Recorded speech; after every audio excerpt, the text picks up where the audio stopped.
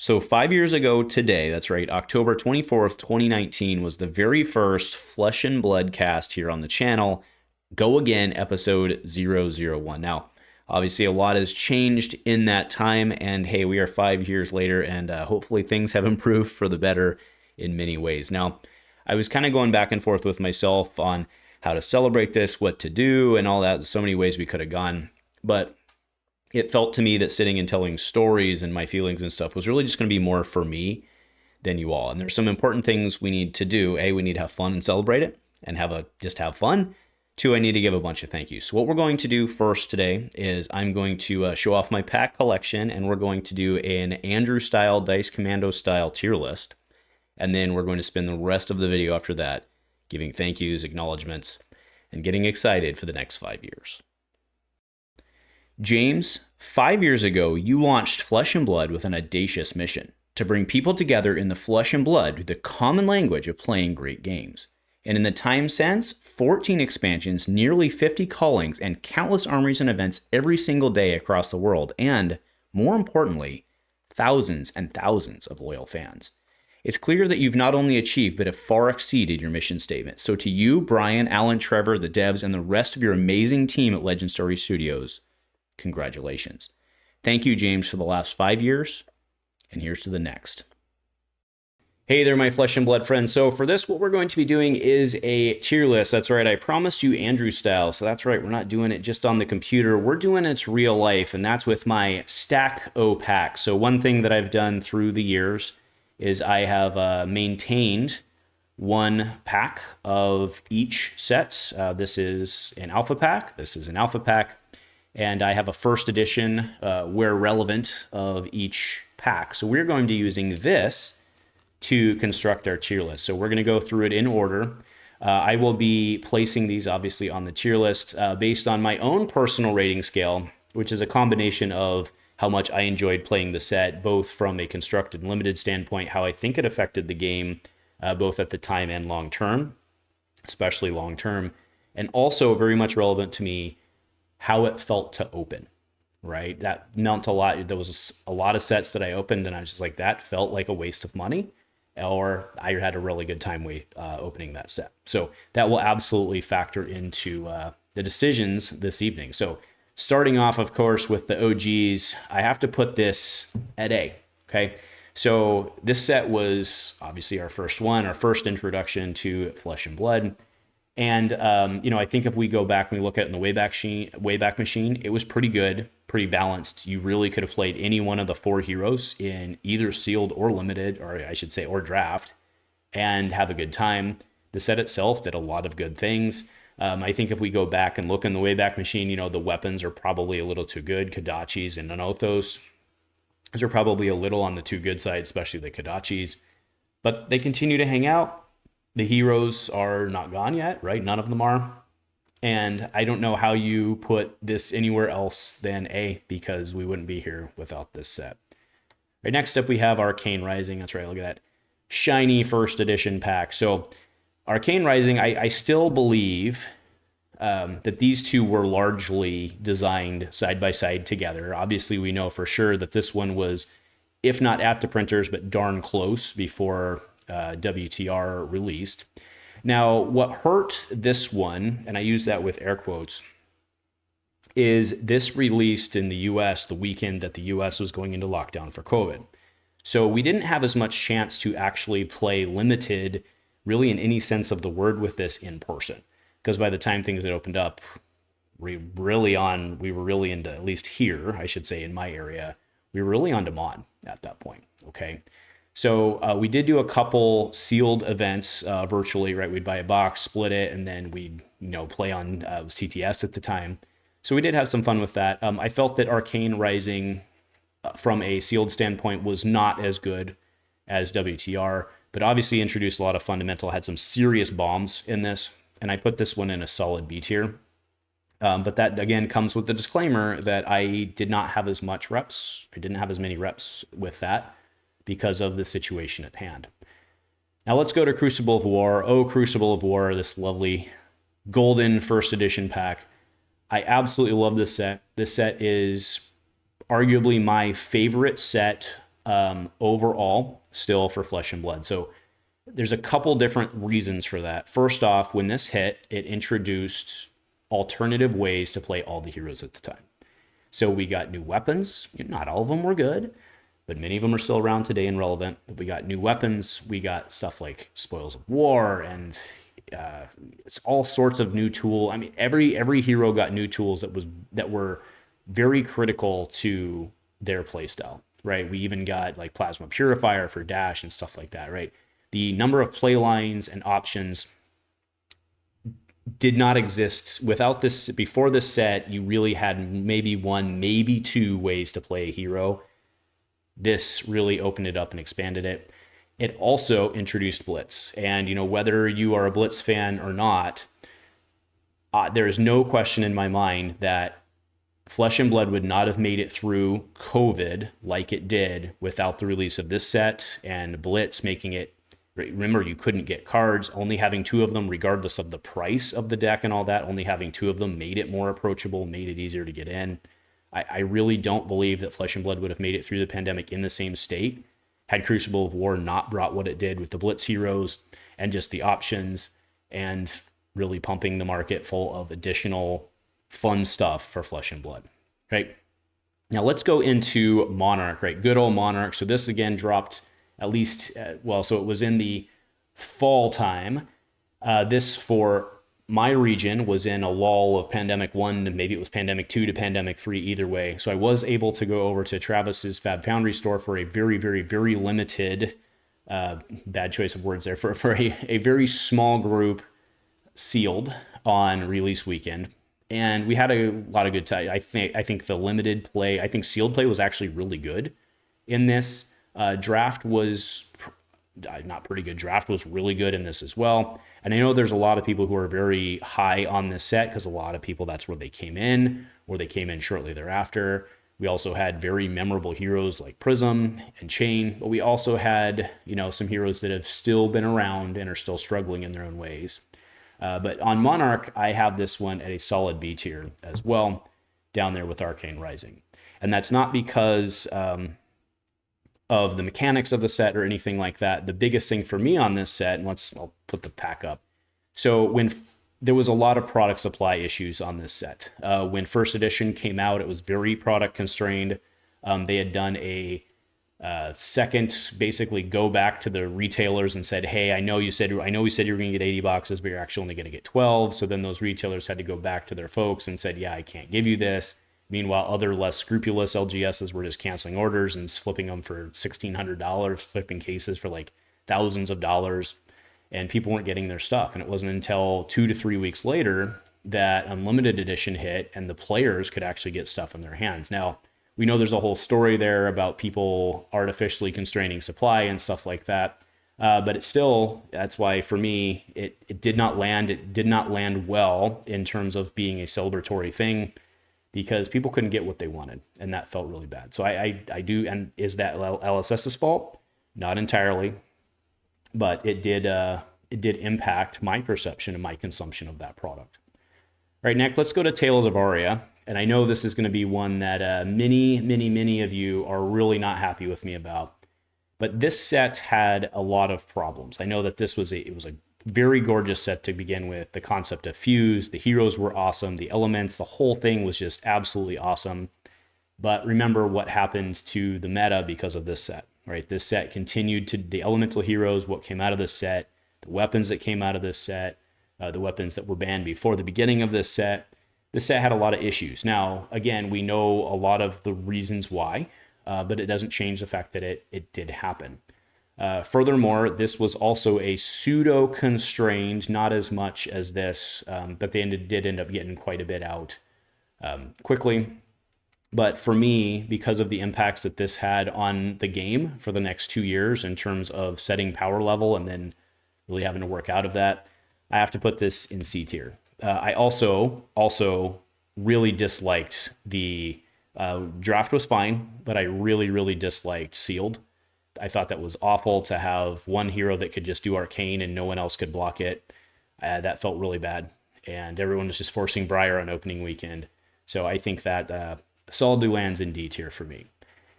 Now, Everfest is an interesting one because it's a plus or minus. Okay, so it's a plus and minus.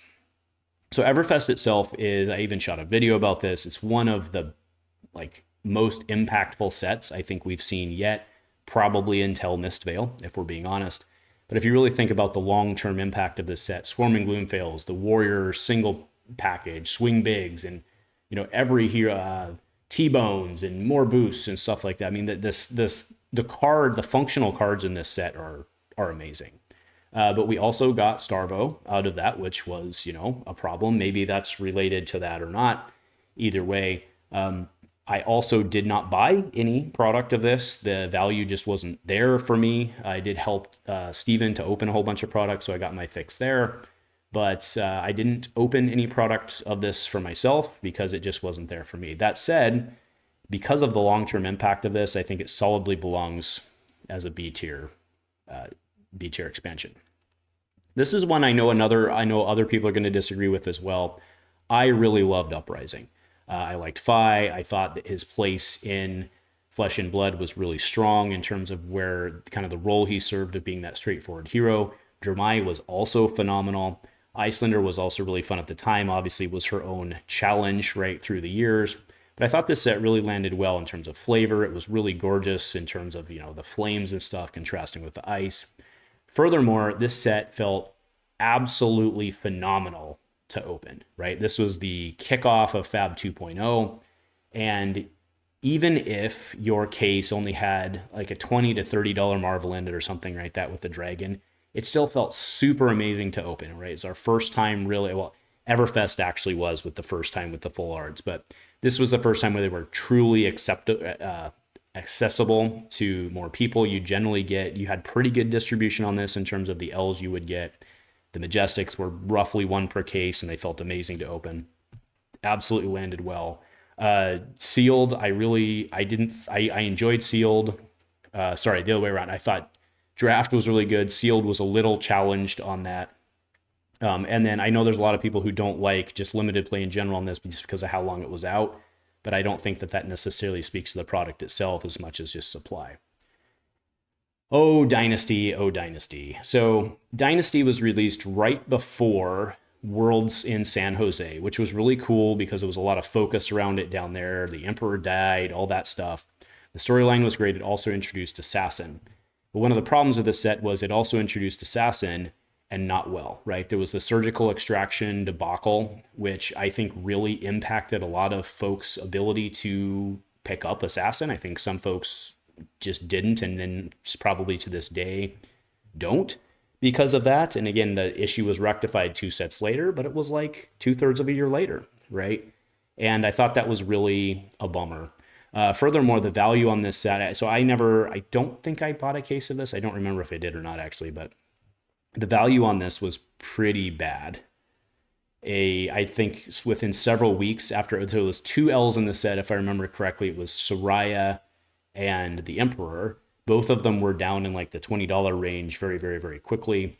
And then you also had CNC, which was sought after by some, but that was the Fable, right? The reprint. So this is the first one that I actually put in D tier, which I think pains me a little bit because like the fanfare and the story around it was really, really strong. But in terms of my enjoyment of that product, it's well into the D's.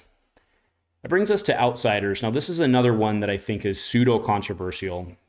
What I really loved about this set was how they brought back existing heroes with which to fill out what they wanted to do for draft so that they could accomplish that without bloat. I think that was really, really smart. We got 3 new heroes, well, 2.5 if you count ASC as being a Blitz hero. The rest was rounded out with just the existing heroes being there just for draft, so it didn't inject heroes into the system. I thought this was really strong. I also really enjoyed a lot of the stuff that it brought to the table in terms of making Azalea good. Riptide is a very fascinating hero, but you also had this problem where it just felt really bad to open. There were only 3 Marvels. It was the Codices, and the distribution was bad. If you recall, we had a whole thing that was, yes, a very small portion of the print run, but we had those Uber cases where they would get, like 1 out of 3 packs would have the legendaries in them. And ultimately, that felt really bad. In terms of limited, I thought both sealed and draft were really strong. in this. I thought they were really fun and really open. So this one gets a lot of credit. And I actually, despite the distributions and stuff, I think that this one belongs very solidly in C tier. Okay. That brings us till Dusk Till Dawn. So lots of excitement around this. The return of the Battle of Light and Shadow, our last supplemental set, by the way. I bought 2 cases of this. I was very excited for this. And out of those 2 cases, I got 2 $20 Legend. And maybe they were 25, but I got Diadem and I got Soul Bond Resolve out of that. It was a horrible purchase, and I'm still bitter about it, as you can tell. This product was very cool in terms of what it was bringing, but there were also just a ton of just useless commons in there. And it was a supplemental set that was not draftable, right? It was not limited play. And it just felt out of place. And it felt largely like a waste of money to open product. The set itself was cool. I enjoyed the heroes. The angels were gorgeous. And I think it belongs down there in D tier. Right now, another very controversial set, to quote Saint Bud Light, but this is Bright Light. So this one's going to be low for me because I really didn't enjoy the limited. Right, I thought that the sealed play was just bad. I was very fortunate. I was able to actually track down a release day event to go to. That ended up being kind of a bad experience. And then the sealed events itself, whether it be that or CSP, really did lean itself to fatigue. I know that at the top tiers and stuff, there was more to it than that, but this felt really bad in terms of that. Now, in terms of opening the product, I never did buy any sealed product of this. I opened a bunch of packs, of course, and did CSP and stuff, but I never opened a case of this. And I'm pretty glad I didn't. The value on this is pretty awful, as everyone's well aware. And it's kind of this like bimodal thing. There's a lot of M's in there that if you get them are like worth like $30, $40, $50 even. But in order to be able to get them, you've got to hit.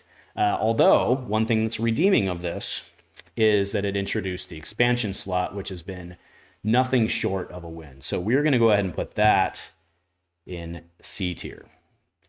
Brings us to heavy hitters, released very beginning of 2024. I absolutely freaking love this set. So it was functionally WTR 2.0 in its own little way. Introduced a smattering of heroes, which is, introducing those 5 heroes, I think will end up being a interesting point of discussion going forward on how that large injection will affect us going forward. But this set nailed every box for me. So it was very simple. It was very straightforward. It was very approachable to new players, and it was easy to just pick up and go. Phenomenal set. I know, again, there was a lot of feedback from the vocal portion of the community that was like, oh, it's too math-based and stuff like that. But then if we cheat ahead to our next set here, well, sometimes combo stuff can get a little crazy too. Furthermore, the balance on this set for what it was amazing. This set sold at the time, I know it was their highest selling set at the time in terms of total sales. It was very well received, continues to be spoken very highly by folks who consume the game casually, right? So maybe not, again, the vocal minority, but the large portion of the community really, really appreciates this set.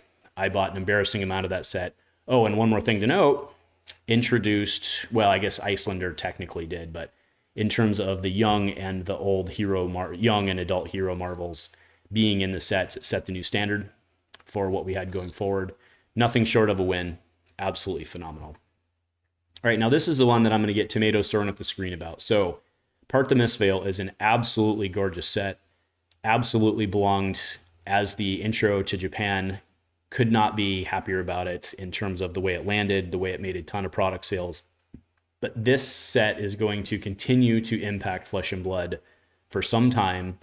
I remember going into spoiler series, with like 2 or 3 weeks left in spoiler season, I was starting to realize how pushed, is the word that we're supposed to use, I think, how power crept this set was. And I remember I put a comment on Twitter that was just kind of derivative of Padme's statement. I just said, and with thunderous applause, because everyone was just going nuts. And I think people weren't realizing how crazy Enigma is, right? What she can absolutely do from a fatigue standpoint. And that's why I called it then. right? And sure, she spent a whole meta not in that place because of Zen, but she's very strong. Nu's very strong. Zen was insane. Even before we knew how he could do all of his stuff, he was still very strong in terms of that. I still remain extremely worried about Enigma and what she'll do to the future of this game. So gorgeous set. Limited was great. Enjoyed Sealed. Enjoyed Draft. Nailed a lot of things, but unfortunately, my friends, I have to put this in C tier because I think that the set was way too power crept for what it was, especially considering the balance we'd had going in. So that's where I have to put it. Right, next, and well, last but not least is Rosetta. So Rosetta is a return to Tales of Aria, right? So pulling out a lot of member berries for people there, but also very much went its own way in terms of exploring things, right? The all Arcane sets, yeah, quote unquote, all Arcane set. And this set's been a lot of fun. I've bought an embarrassing amount of, not as much as my heavy hitters embarrassing, but I've bought a large amount of Rosetta trying to chase stuff down. Now, one problem in terms of, or one thing we've observed locally, I should say, in terms of the cases and stuff we've opened, first off, you all saw my insane case. So yes, that felt good, but I'm counting that as an outlier. We've had a really hard time trading with each other for the M's that we need because it feels like the M's are a little more constrained in this set than in the past, maybe by like 1 on average, right? Instead of like 6, you're at 5, or 7, you're at, with that, yes. Anyway, you're usually getting about 5 in this. That's what we've been seeing, and that seems tough. And again, I know that there's some collation. Some are better than others, and you have big boxes, but that feels really bad for the average person who is still a couple weeks in trying to trade and get their deck. That said, the sealed in this is great. It's a little too skewed towards 2 of the heroes, in my opinion, but that's okay. That's okay. The draft is really good, and I think this set is gorgeous, and I think it nails a lot of boxes. But I can't put it up here with either one of these because I don't think, for me, it's landed quite the same because, well, it's not as good as that. And in terms of the joy that brought me in terms of opening those for the first time. But man, can we just say, like, it probably belongs here, but a lot of the gorgeousness coming out of this is actually how they've changed their EAs and stuff like that. So anyway, my friends, that'll cap off my long-winded tier list of the sets, but kind of my way of going back and looking at 5 years of Flesh and Blood, remembering what each one of these sets meant for me, how much I've enjoyed them, how I consumed them, and then where I think they're going to land in the future. So obviously some of you will disagree and others will agree, and we'll probably never all agree on exactly everything. And that's okay. And that's why we're here. So again, thank you for joining me today. That'll do it for me, at least for this part. Thank yous are coming up, but go Commando. All right, folks. So I hope you enjoyed that in your own way, whether you agreed with it or not. I thought it was, again, it was just my way of looking at the tier list and how I've enjoyed Flesh and Blood through the years. But I think it's very fair to say that the largest way that I've enjoyed Flesh and Blood through the years has been using this channel digitally to make real world connections, whether it be in person every single week or whether it be meeting up across the globe, sharing a cheeky beer, or whatever it may be, right? So I did want to take some time and go through some very special acknowledgments. I mean, I would like to be able to look at the screen and say, first off, I want to thank you, the viewer, but that's actually not true. Just stick with me. Because first off, I have to thank my wife, right?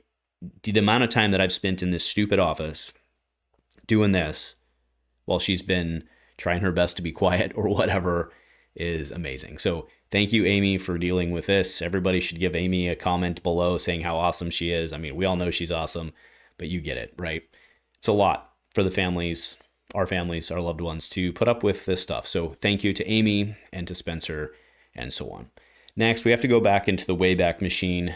Mike, I want to give a shout out to you. I don't know if you're watching this or not anymore, buddy, but Mike helped me found this channel back in the day in the Star Wars Destiny days. Really was, I mean, a great friend, amazing dude. And we tried to get into Flesh and Blood, but, things happened and, he had to move on, and that's okay. And then next, Mike introduced me to Derek, who introduced me to Gungai, and it all went downhill from there. So shout out to Derek for being amazing, and I know you're going to be doing great in your next endeavor. So thank you, Derek, for everything. And of course, that leads us into Gungai, who's been my partner in Star Wars Destiny and Star Wars Legion and everything we've done. to this point, which got us to where we are, which is basically a fab channel at this point with a little bit of Star Wars Destiny, because I still love that community, right? A couple other shout outs to that end. Going back to the Destiny days, Sean Cowan, have to give a shout out there. Obviously back from the Destiny days, buddies from then, and then we'd rolled into this. I kind of drug him kicking and screaming to a certain extent into this, but all of a sudden he's running Commoner Crawls and really helping to form the bottom-ups community, which is the stuff I love. So thank you, Sean. Stephen Goddard, specific shout out to you, buddy. You've always been just such a great supporter, sending me notes or long messages or whatever it may be. And you really help keep me motivated, or I shouldn't say motivated as much as keep my spirits up when things get rough. And, the internet be the internet and the discords be the discords and stuff like that. So thank you for your support. I do want to give a shout out to Travis from Fab Foundry, not just because of the partnership that we've had, but he's way, between him and Trevor's another shout out, right? We're talking the OGs of the OGs for Flesh and Blood in Portland. Wouldn't be here without you all and the many sacrifices that you've made. So congratulations there. Then I got to go across the pond, give a special shout out to James Armstrong, right? James, you're the man. Thank you so much.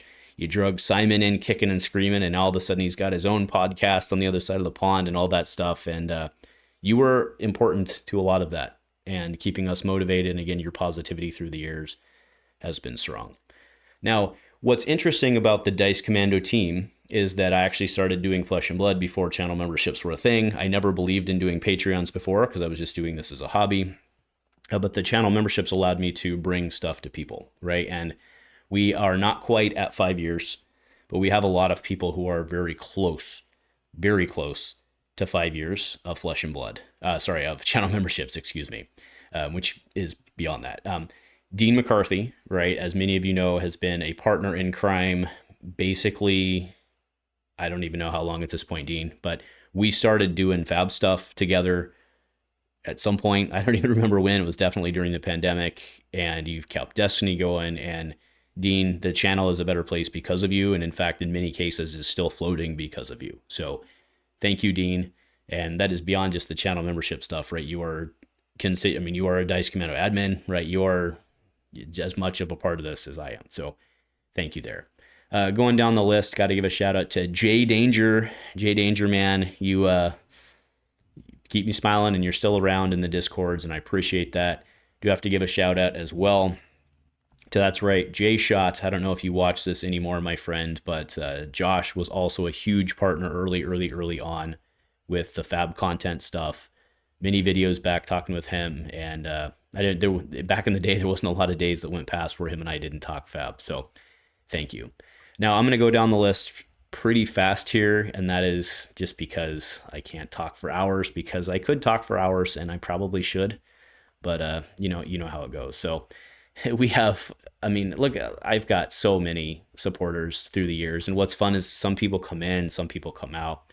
But if I look at the top of the number of people who've been supporting me for, 3-4 years at this point, whether it be the Destiny space or whether it be the Flesh and Blood space, it's amazing. Sarah, I want to give you a huge shout out, being a huge staple of our community as a female in the gaming community, which has its own challenges, of course, around it, and being a young person in the gaming community, which has its own challenges around it, and your positivity and your loyalty, we absolutely appreciate that as well. I don't want to go too much into all of the names and stuff, because a lot of them will be Destiny names, and you all know I appreciate you through the years, or at least hopefully you do. If not, I have not done a fair job saying that. But I want to give shout outs to, the local folks. Okay. So I'm inevitably going to miss somebody, and I'm sorry. Right. But Kevin Sett and Adam have been my local TOs. So thank you for my backup there and my sounding board and all that whenever we need to get stuff done, or my moral compass whenever something's going wrong. So thank you for that. Stephen Morgan, you are a crazy person, and I love you. I love everything about you in terms of the way that you approach these games and just want to have fun. Rick, you're the same, right? You're loyal to you actually skew towards bad heroes. Your hero get good and you're like, I'm not interested in that anymore. Like your attitude on the game. Billy, if you're out there listening, right, you've also been a huge portion of this community, so thank you there. again, I'm starting to just talk and ramble at this point, and I know I'm running out of names, and I'm inevitably going to miss somebody, but there's been so many people through the years that have helped build not just the local community, but keep me motivated for this. So I really want to thank you all there, right? It's been huge, right? Give a shout out to Sean Maloney and Dylan, right? You guys came in, I don't know, a couple years after, but you've been a huge portion of the community and extremely valuable. John Roth, right? You're out there every weekend that you can, you're there playing with us and keeping things together. And, you know, Teak, right? Like I just keep going down the names, right? Teak, he went away, he came back, he's kind of been a heart of the community as well. If we go back in the Wayback Machine, you know, we've got Matt. Hope you're coming back, Matt. I think with the Guardian, we might be able to get you back. So all sorts of stuff like that, right? And so anyway, at this point, I feel like I'm just talking into, well, I am talking to a camera, both figuratively and literally. But thank you all. It means a lot that we've gotten here. And hopefully you've watched to this point. But I appreciate you all. And I guess there's nothing else to say except for here's for another 5 years. And go Commando.